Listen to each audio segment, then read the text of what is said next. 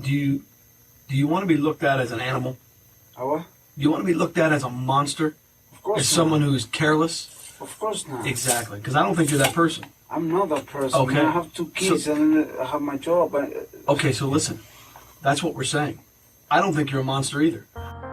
Disclaimer. This chapter will be filled with disturbing and frankly disgusting, vile, criminal acts against an adult woman. The details will most certainly be triggering for some listeners. This will be the only warning. Please do not listen if you are sensitive to this topic. This is the last warning. This chapter is graphic.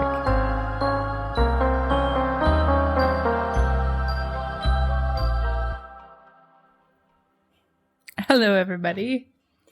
I'm excited. Sort of. No, it's so graphic. And today's story is incredibly heartbreaking. Although the disclaimer is over, I just want to say again, this one haunted me for weeks after I learned about it. In fact, I couldn't sleep. And just, judging from your body language, I can tell this makes you very uncomfortable. It's just like, I don't know. I watched a video on it and I just sat there disturbed while my wife was sleeping. And I ended up actually waking her up because I just needed to talk about it. And she ended up comforting me a little bit, but I just had to let it out. I was like, and then he did this, but he said this, and then, oh my God. I think I do remember watching the interrogation, and it is beyond disturbing. Messed up. Let's go. But without further ado, here we go. On September 20th, 2015 at 3:39 a.m., Fidel Lopez called 911 and claimed his girlfriend was having trouble breathing. He was sobbing uncontrollably and screaming at the dispatcher that she was not breathing and that she's, quote, going to die, man. I'll play a short clip here, but you can't really understand anything, but just have a listen to the sheer panic. 911, what is your emergency? Hello? Fucking hurry up, man. My girlfriend's fucking in the bathroom. She gonna breathe for me. I mean, oh my God, she's gonna die, man. Come on. Okay. Come here, man. Please. I can barely understand what's going on. Hello? Sir, tell me, what apartment are you in? Okay, just come on, I mean, please send the phone right here. Hurry up, she's gonna die, man. Come on, she's gonna die. So I'm gonna send you some help, okay?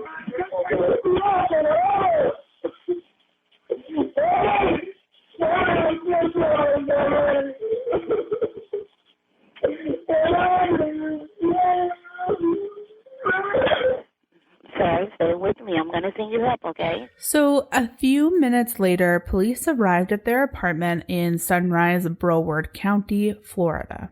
Upon their arrival, they found the gruesome scene around the apartment and 31-year-old Maria Nemeth, who was pronounced dead at 4:02 a.m. Maria was born in Peru on April 21st, 1984. She was a leasing manager for an apartment block in Sunrise, Florida. Maria had been previously married for 8 years, but then divorced when things just didn't work out. It was after this that she met Fidel Lopez, who was a 24-year-old mechanic at the time.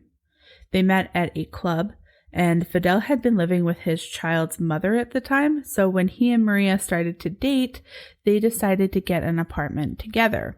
So Pretty quickly. He wasn't with his baby mama. He was just living with. Yeah, exactly. Got it. And that, in a way, in any relationship, that would speed up them moving in together because she wouldn't like him, obviously, staying there. Yeah, I get it. So they decided to get that apartment together. And after this apartment, they actually lived with Fidel's family for a little bit before moving into the apartment that Maria ended up being murdered in. They moved into this new apartment just a week before she died. They had been dating for about a year by this time. So again, that's 3 different places pretty much in a year. So kind of unstable. Unstable for sure. On September 20th, 2015, Maria and Fidel were having some drinks and taking shots of tequila. As per Fidel, he states that after a few shots of tequila, He and Maria wound up in a closet where they ended up having sex. Fidel at first claims that Maria asked him to put a bottle and other objects into her vagina and anus.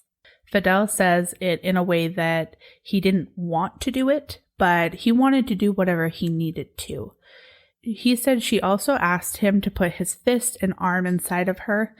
And again, he's saying it like, I'm the man, I have to give my lady what she needs or else she'll go somewhere else kind of thing. That's how he explains it in the interrogation. So that's, That's messed no, up. I've talked about like kink before, but I think this is a little beyond what a normal woman. She would never ask for you to put your arm in her. Right. He's Even a the bottles lying and stuff, liar. I feel like that's, maybe I'm wrong, I don't know, but. No, you're not wrong. He stated that once they were done with, quote, rough sex, Maria went to the bathroom and puked. He stated that he went into the bathroom a few minutes later, and that is where he found her struggling to breathe. So it's just, obviously, it's off. I know listeners, you guys don't know yet about this scene, but we're going to get into it, and it's not going to make any sense. It's horrible. But before we do that, we are going to listen to about 8 minutes of this almost 4-hour interview that I have clipped together that kind of give you the bits and pieces of how this interrogation went, with police pushing him and him like really struggling to just finally tell the truth. Let's listen. And then beer bottle. Then what's next? I think I used my dick between the beer bottle. I didn't came at all because it really there was blood. Once I, with the beer bottle, it was blood, man. I mean, I hate blood. So the beer bottle caused her to bleed? I think so. Did the beer bottle break? No, not that I know. It didn't break at all? Not that I know. There was. I mean, do you remember? Was there any sharp? Was there any, if a piece of it broke, it's a glass bottle. Yeah, it's a glass bottle. I'm asking, is it? Yeah, you're asking me. So if it wasn't cracked, it shouldn't be sharp, right? Shouldn't be what? Shouldn't be sharp, like it will cut you. If it's not broken, it I shouldn't know, be sharp. it shouldn't be cold. Right. But remember, man, we're talking about a bottle that didn't speak. Right. So as soon as you took the bottle out, she started bleeding. Yeah, I think so. Yeah, that was blood. I know it was blood. And where was this at when this was happening? That was in the closet. How did she get from the closet to the bathroom?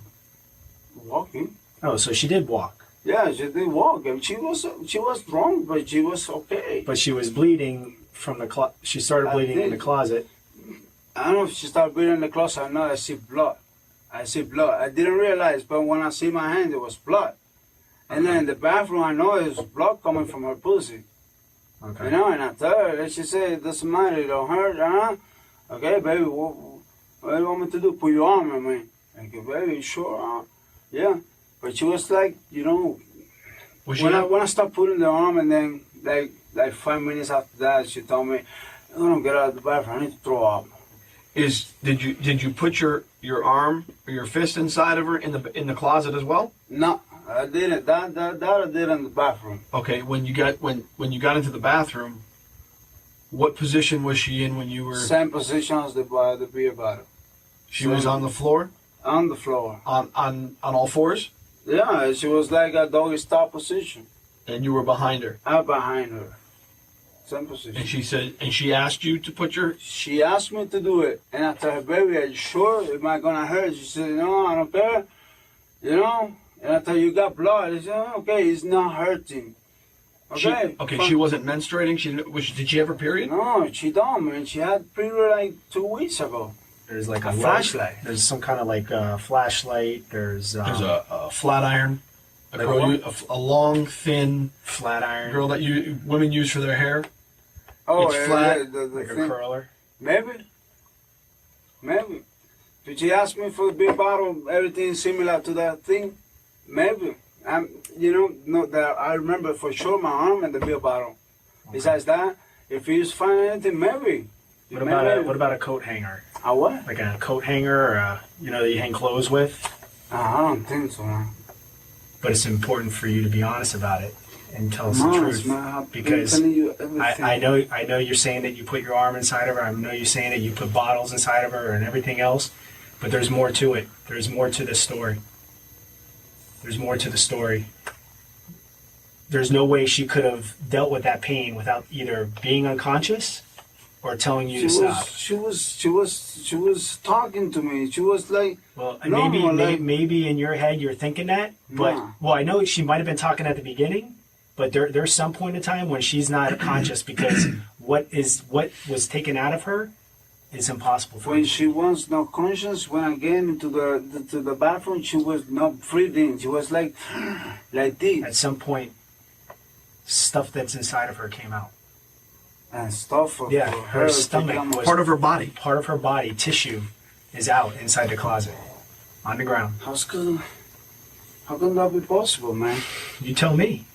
It's only possible by what was going on in there. I find it hard to believe that she got up and walked to the bathroom after what happened to her inside the closet. She walked to the bathroom. I mean, I'm surprised she didn't bleed out in the closet.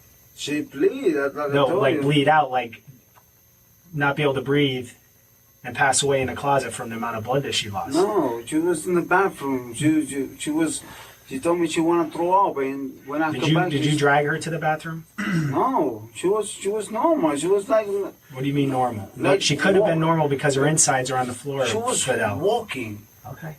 She was walking to the bathroom. When you put your hand inside of your fist, were you? I'm not trying to be funny when I do this. I'm asking. Were you doing this? Yeah. Okay. When you pulled your hand out, did you have anything in your hand? I don't know, blood, I guess. Anything else? Do you feel anything in your hand? No, that I remember, Squishy, anything? Just blood. I mean, full of blood. We have to explain to the doctor, and we have to explain to other people that are looking at this what happened. Okay, we have to explain how she got into this condition. Part of her insides, from inside of her body, are on the floor in the closet. Why? Because what came out of her insides, there's no way she could have been conscious and not been in horrible pain. Explain to me, of course, inside of her body, but why when I pull my arm? And you obviously pulled it out. No, I don't grab anything. I mean, just pull my hand. That's it. No, you put your arm up to here. Yeah. Okay, like he just said, look how far that is. I know. Okay. I know, but I don't grab anything and put it back. If it comes something out of there, I really don't know. I mean, oh man. Okay, but something set you off. Something made you so angry that this happened. Okay, ripping out your girlfriend's insides physically, and then being on the floor in the closet is not rough sex. We've gotten past that part. Okay? What caused you to become so violent? Alcohol. And what? And what? Not just the alcohol. What else? Something else, man. I wasn't under my mind. No way. You don't go from a penis to a beer bottle to your whole fist and up to your elbow. That just doesn't happen. Without some type of reason. Exactly. And that happened because you got so angry. Okay? And that's what we want you to explain to us. Paint the picture for us of what happened so you look like a human being that just snapped. Okay? Instead of some sadistic monster who said, you know what? Fuck this bitch, I'm just going to rip her guts out. I don't think you're that person. Either does he. But you have to explain to us so we can explain to other people. Listen, he didn't mean to do this. He really didn't. They got into an argument, they got into a fight, and you know, with the alcohol, one thing happened, you know, but you have to explain that to us. Okay, the crime scene, they shake she had something with the tequila caused something to her too. The tequila? Well, it caused her to be intoxicated. Absolutely. Intoxicated and something because she wasn't breathing. She wasn't breathing. I understand that. She wasn't breathing because she was bleeding. She bled out. Because of what was ripped out from her insides. That's why she wasn't breathing. As you can hear, it is very disturbing, and police didn't believe his initial stories as they had witnessed the state of that apartment and Maria's body firsthand. They pushed Fidel repeatedly to tell them the truth. It's a little while later that Fidel finally tells the truth, or at least part of it. Can you ever really believe these pieces of shit? I don't know. Like, I feel like they still keep some stuff out of it. Definitely. They're all about minimizing and self-preservation. Yeah. After a long day at work on a Saturday, Fidel, who worked as a mechanic at a Davy truck stop, went home to Maria. She prepared a meal of chicken with rice and beans for dinner before they drove to Hialeah to spend time with Fidel's mother. Later that night, Fidel said he and Maria went to a Chili's restaurant near their apartment and had a couple of margaritas. Then they stopped by ABC Fine Wine and Spirits, where they bought a bottle of tequila and took it back to the apartment. Fidel said they hadn't gotten around to buying furniture for the apartment, so they grabbed a couple of cardboard boxes to use as a table. Well, that's cute. It could have been, if he didn't go crazy. They cut some limes and used some salt as they poured themselves shots, and they also played music on a cell phone. The couple had finished half the bottle of tequila when the evening took a terrifying turn. Apparently, he and Maria ended up having sex in a closet where she ended up passing out due to alcohol. He stated that during sex, she called out her ex-husband's name twice instead of Fidel's. This infuriated him, and he tore through the apartment, shattering the sliding glass door, punching holes in the drywall, and ripping out the closet door. Did none of the neighbors hear? We will get into what the neighbors said, but yes, they heard some things for sure. And I will say that a lot of comments on what the neighbors heard and state afterwards, the rest of the world is saying this is why you call 911. You don't hesitate. You don't sit on it thinking, oh, it's done now, I'm going to go back to sleep. Now, something about this that's wrong with me. So the timeline here. She supposedly passed out due to the tequila, but this seems really suspicious to me. Not only was she apparently choosing to have sex with him in a closet, she just so happened to pass out afterwards after doing something to make him angry. This is why I think there's still some information twisted by Fidel. More believable to me is that he started his assault by getting her into the closet, where it would be impossible for her to fight back due to the close proximity and being forced to be on all fours. I believe his assault was vicious from the beginning, and she passed out due to pain. Now, maybe she said the ex-husband's name during sex out of the closet, to which he then freaked out about, but I just find any other version hard to believe. None of what I believe is confirmed, and it's just my speculation, but another piece of evidence that I believe confirms this is the crime scene photos of where the blood was. And I'm not talking about the bunch of blood in the closet, because there's so much in the closet, but there was blood on the walls by where he smashed the drywall, and like there was blood by the glass. It was all Maria's blood? And all of it is Maria's blood. Oh, so he was basically using her as a battering ram to destroy the apartment? It's almost like he had blood already on his hands while he was doing it. Oh, I see. Gotcha. Yeah. So his version, though, is that he smashed things and then went and assaulted her while she was already passed out. How did her blood get specifically on and near the areas that he smashed unless he assaulted her and then tore through the house in a rage or something like that? You know, it could be any kind of version of events. I'm not saying that I know it exactly, but it's hard for me to believe that due to where the blood smears are. So just something is off, and that's just what I think. I'm fully aware that it could have gone multiple different ways, though. This is disturbing. It gets me heated a little bit. It's luckily I'm getting past the trauma of just learning about this one, and now it's going straight into like anger And that anger is mostly coming from Fidel and his family and the lack of accountability. Yeah. I remember there was a part of the interrogation. They talk about a flat iron, a fairly long flat iron. There was a question, and I can't remember if the question was in my head or if it's somewhere else in the interrogation. Was that turned on? It was never confirmed, ever. And they didn't really ask. They had troubles to even get it out of him if he used other things. He wanted to use the tequila as his defense. So, did you do anything other than your arm, your fist, and the beer bottle? I don't remember. There was a flashlight nearby for some reason. There was the flat iron, which he does later kind of confirm that he used. But it's not confirmed, really.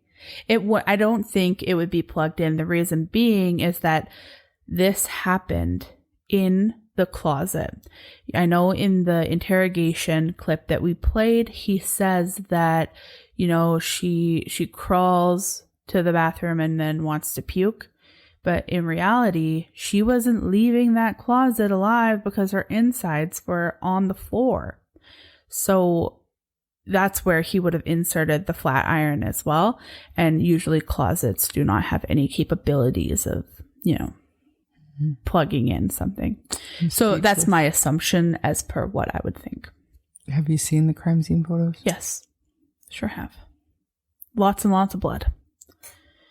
Anyway, again, as per his version of events, once he tore up the apartment, he went back to where Maria was unconscious in the closet. He inserted a beer bottle and a flat iron into her. He also inserted both of his fists. At another point, he inserted his arm all the way to his elbow. It was at this time that investigators suspect that Fidel ripped out Maria's insides. There was a lot of blood and tissue found in that closet.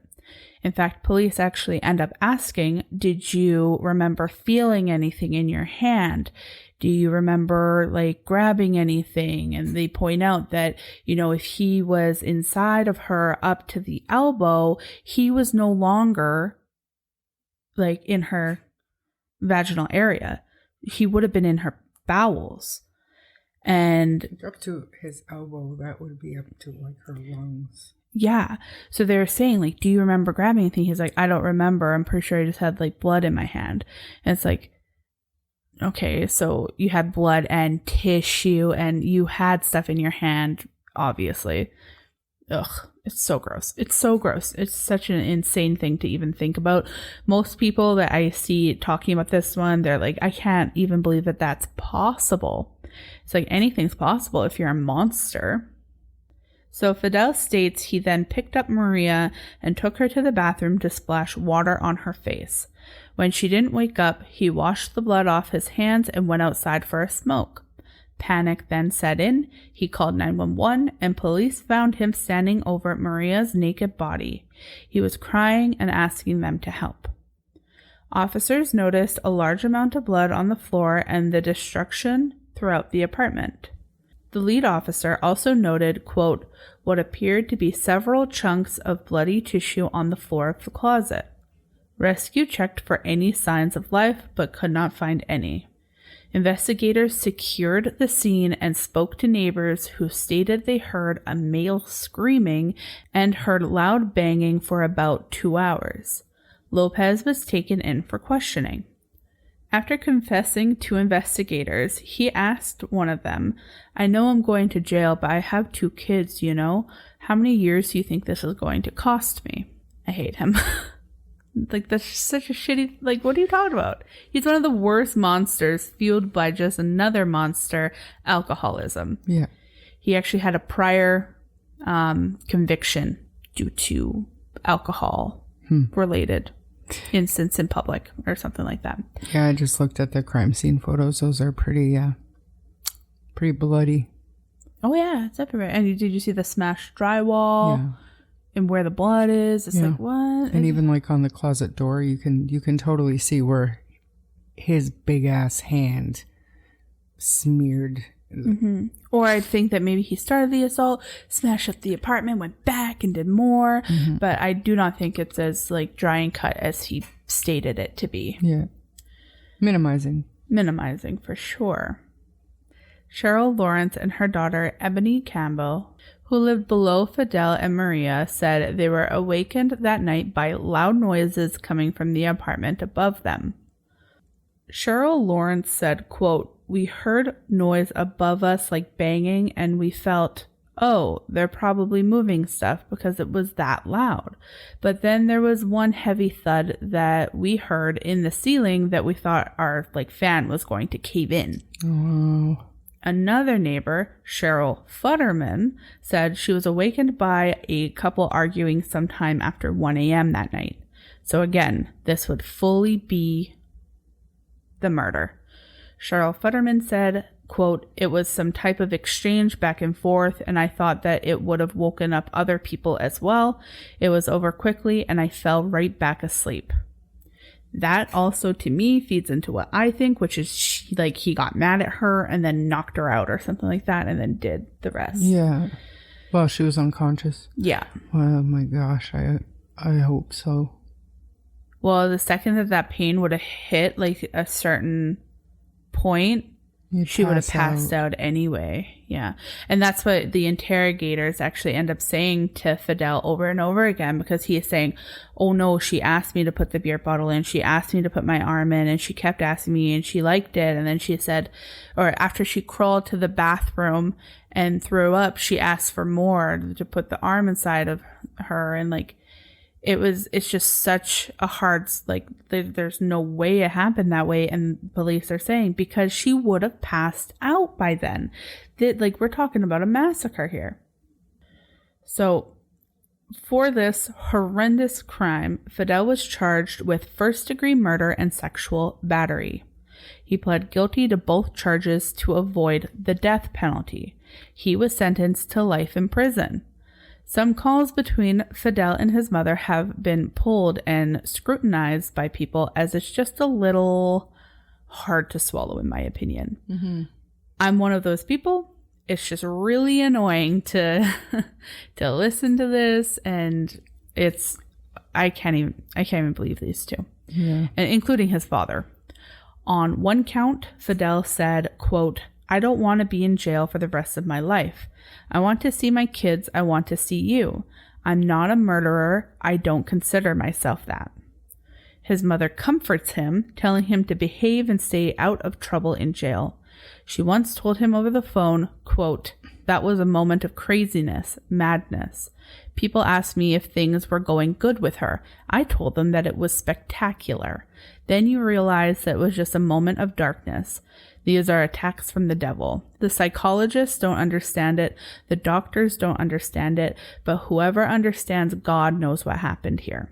So she is excusing his behavior by saying it was the devil. Yeah. In their phone conversations, Fidel's father reminds him he must be patient and adjust to life in jail while his case is resolved. Quote, "I ask that you have patience, son, because this is going to take a while. You haven't committed a crime. You made a mistake, okay? And that's the mistake we have to fix." There's no fixing it. She's dead. They seem to think that the justice system is going to change in a way to benefit them after such a horrendous crime. Like, these parents are delusional. Yeah. I mean, yeah. Who knows if they are aware of the actual physical details of her death? For sure they are. If maybe they're not. They are. Well, I don't know. That's why they're saying it's the devil. I don't understand. Like, I 100% believe in and agree with supporting your children. And even if they're being held accountable and they're in jail for a horrendous crime, if you still want to talk to your child and support them, that's fine. But you have to accept what they've done. as Check well. your kid. You should be holding a newspaper and whacking them on the head, not like telling I'm them not a it's criminal. okay. Yes, you were a criminal. You're Yes, a you did this criminal. crime. Yes, you did that It brutality. might have been you with alcohol, but it was you That's right. It was still your hand. and your choice to drink that alcohol. Mm-hmm. My God. Either way, I certainly don't want to end off this story with that, but I think people around Fidel should start giving it to him straight. Like, Fidel, you're a selfish prick who allowed alcohol to run your life. You're an evil monster. You should spend the rest of your life in prison. I only wish that you had kept up your innocent act until, like, after trial so that the death penalty was still on the table. Monster. Right? Anyway, to really end off this chapter, a quote from Maria's father. If I had to summarize the life of Maria, it would be very difficult to express it in a few lines. I just want to tell you all that she was and will continue to be a model of affection, effort, perseverance, and love of humanity. And yeah, that's this chapter. I'm pretty sure we can close the book on this one. Thanks to everybody who stuck this one out and listened. Yeah, that was brutal. If you enjoyed this episode, please subscribe to the podcast and share it with your friends. If you don't mind giving us a 5-star rating, it'll help our show grow. Check out our TikTok where you can find interesting photos and content on all released episodes. You can also find us on Facebook and YouTube at True Crime Story Podcast, where the discussion can continue. And if you wish to contact us, you may do so via email at truecrimestorypod@gmail.com. I'm Bree, And I'm Char. and we'll see you in the next chapter.